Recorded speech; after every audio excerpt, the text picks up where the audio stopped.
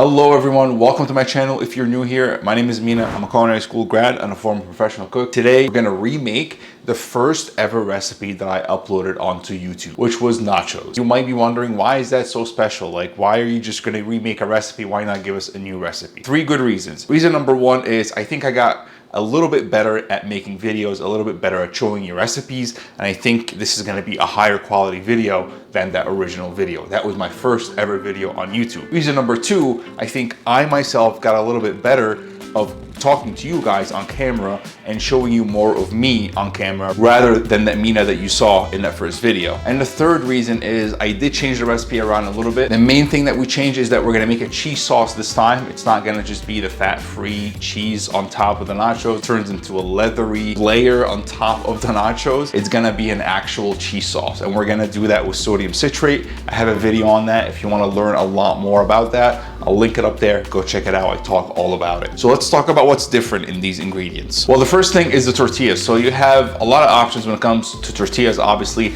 I like to choose anything that has about 50 calories per tortillas. And these things right here, these two are great. This one obviously is huge, but it doesn't taste as good as the corn tortilla. There's nothing like a corn tortilla. So I think I'm gonna mix and match, maybe do 2 of these and 3 of these, and that's just how I'm gonna do it, but that's really up to you. Next thing that I'm changing is I'm using ground beef this time, not ground turkey. The first time I did this, I used ground turkey because that's what was available in the store. This time, ground beef was on sale, so I just went with ground beef, ground chicken, ground sausage, ground turkey, ground whatever really meat, whatever protein you want. It doesn't even have to be meat, it can be just any vegan option. It could be even tofu, who knows. And then this time around, we do have a recipe for the taco seasoning. I changed the taco seasoning blend a little bit around too. I added some more things, and I took the cloves out. I know not a lot of people have cloves, so I just took it out. I don't think it's necessary. Last ingredient that was changed is the cheese, and that was simply because I wasn't able to find fat-free cheese in my store today.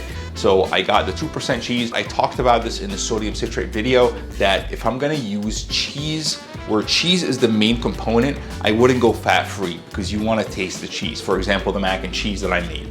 But in this case, where cheese is just one ingredient out of many, I think it's okay to use fat-free, and I would have used fat-free here. I just wasn't able to find it, so I'm just using the 2% cheese, which is not that bad in terms of calories. This sauce will definitely work with fat-free cheese. Like, again, I mentioned in that sodium citrate video, go learn about that. I do make sauces out of fat-free cheeses, and it works really well. And this video also is a thank you to all those who had to sit through my horrible earlier YouTube videos, which I know weren't as great. And not that these videos are that amazing, but they are getting better, or at least I'm trying to improve the quality every time. Here are all the ingredients that you're gonna need for the taco seasoning. You're gonna need 1 tablespoon of cumin, 2 tablespoons of chili powder, 1 teaspoon of garlic powder, 1 teaspoon of oregano, half a teaspoon of smoked paprika, that's optional, but it's really nice, and about 1/8 of a teaspoon of cinnamon.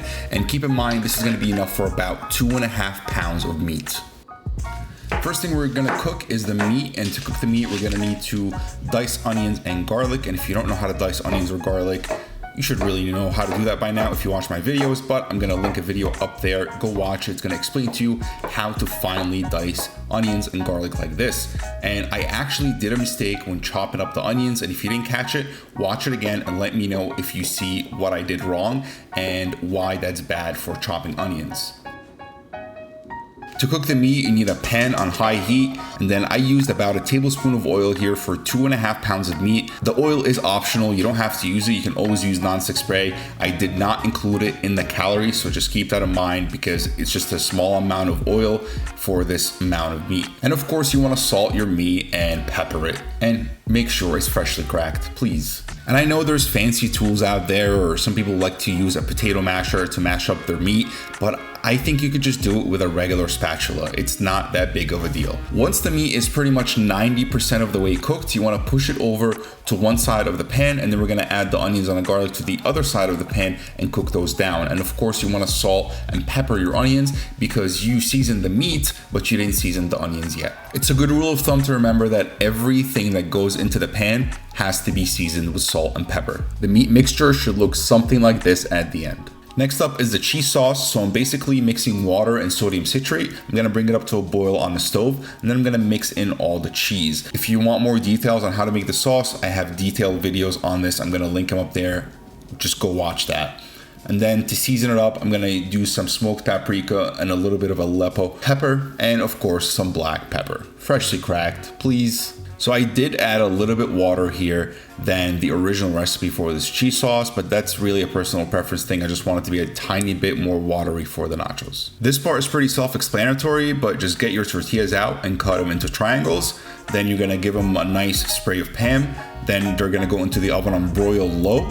Give them a flip once they're kind of crispy and broil them again. While the chips are cooking, you want to get all your toppings ready because you want to be efficient. So you're gonna chop up your onion. And again, I did the same mistake here when chopping up the onion. And if you can see what the mistake is that made my life more difficult when dicing up the onion, leave it in the comments and let me know what I did wrong. So you just want to get a pretty fine dice on this. And again, if you don't know how to chop onions, there's a link up there. Go check out how to chop onions the right way. This time around, I decided to remove the seeds from the tomatoes. So just cut it into quarters and then you're gonna fillet them and just take the seeds out. If you wanna keep the seeds, that's up to you. I just didn't want them here. And then you're gonna cut each of the tomatoes into strips, just like that. You can stack them on top of each other if you can, just to make it a little bit quicker. Then turn them around and chop again, and you're gonna get nice, beautiful tomato dice. The sour cream is pretty straightforward, really easy. You're just gonna put the sour cream in a bowl, and then you're gonna season it up with salt and some pepper. You already know, freshly cracked, please. And then you're gonna just put some lemon juice, or ideally lime juice. Ideally, I would use lime juice here. That's it, we got all our components ready. It's just time to plate it up.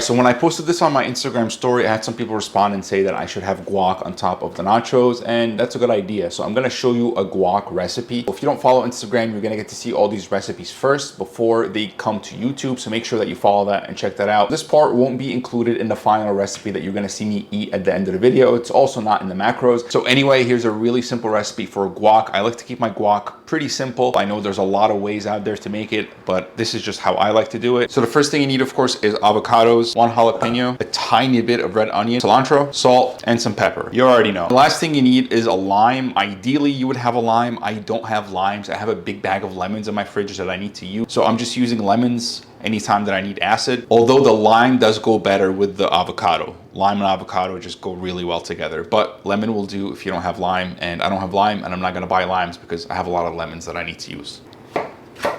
Also gonna take the ribs out. Just like everything else, I'm gonna make long sticks like this. And then you turn them around and stack them together. You're gonna get yourself some nice small dice.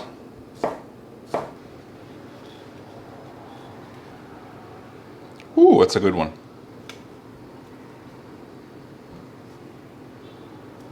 That's my favorite way of doing it. And always do it with the heel of the knife, not the tip of the knife, the heel. The heel is really strong, it can take it.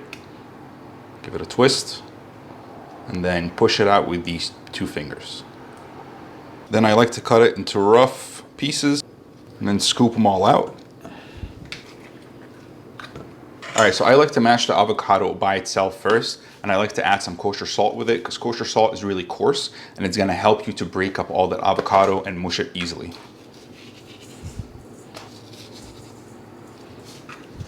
And you also don't wanna add the onions and the jalapenos now because you don't wanna mush them, you wanna keep them whole. And it's okay if it's a little bit chunky. I actually like my guac a little bit chunky and not so mushy. This is good for me, where it's pretty much mush, but you could see little tiny chunks. Now we can add in the jalapenos and about this much cilantro. And then I would say about 1/3 or so of a lemon. But that's always going to vary depending on how your avocado tastes or how ripe it is. So salt and acidity, always adjust, taste and adjust. The red onions, black pepper, And if you're wondering why I'm cutting the lemon this way, it's so I don't get any seeds. If you cut off the two sides here, you get two nice pieces without any seeds. And then you could do the same here on these two sides, and then you'll just be left with this piece in the middle, which has most of the seeds in there. And if you want to prevent your guacamole from turning brown, just cover it with the plastic wrap and make sure that the plastic wrap is on top of the guacamole, actually touching the guacamole with no air in between the plastic and the guacamole, because that's what causes it to go brown, is the air. It should look like that, and that will prevent it from going brown.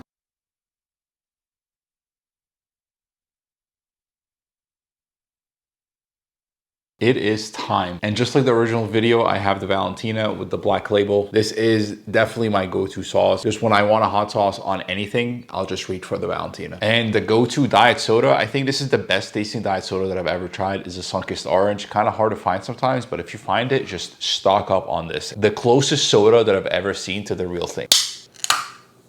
Kind of already ate this corner here. Ooh, this piece got everything. You got the meat, got the nachos, got the sour cream, tomatoes, onions, little piece of cilantro, some more.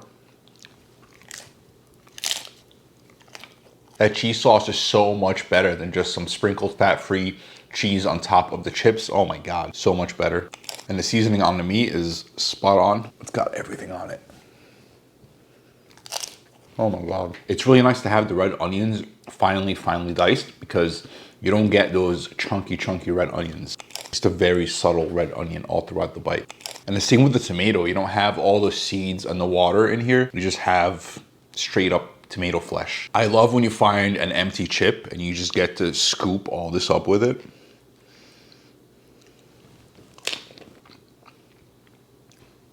This just reminded me, I forgot to put the pickled jalapenos on here. I was too excited to eat these. I just wanted to get them in.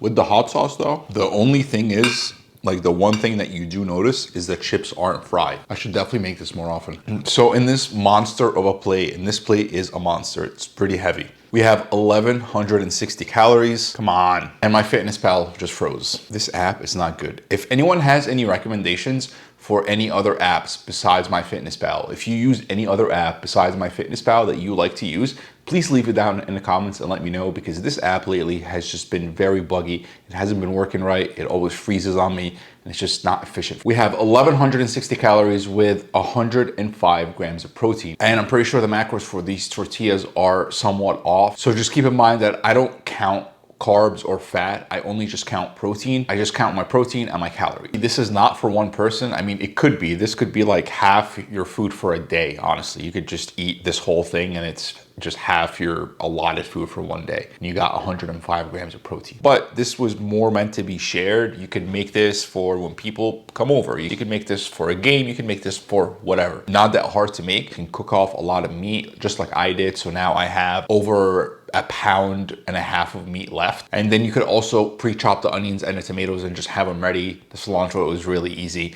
And the cheese sauce, if again you watch my cheese sauce video, I show you how to keep it. I show you how to reheat it. It's extremely easy. So you could just get a bag of chips and just dump everything on there and you have nachos. This is very easy. Go make nachos. Go tag me on Instagram if you make nachos, or if you make any other recipe, tag me on Instagram. Let me see what you're making. Let me see what you're coming up with. I love seeing your recipes, and be sure to drop a comment. Let me know what you want to see in future videos, or just say hi, because it really helps in the algorithm. And the algorithm lately has been hating me. There's something about the YouTube algorithm that just does not like me right now. So please leave a comment, just say hi, or just say algorithm, just say black pepper, say freshly cracked, please. Leave something in the comments. Also, don't forget to use code MINA on jackfactory.com to save yourself 20% off the whole website, and also to support this channel. And if you tag me on Instagram with your order, I'll be sure to repost anybody who tags me. So be sure to tag me if you make an order,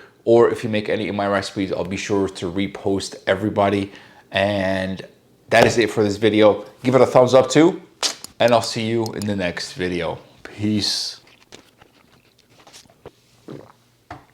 Oh, oops, I forgot to turn the camera off.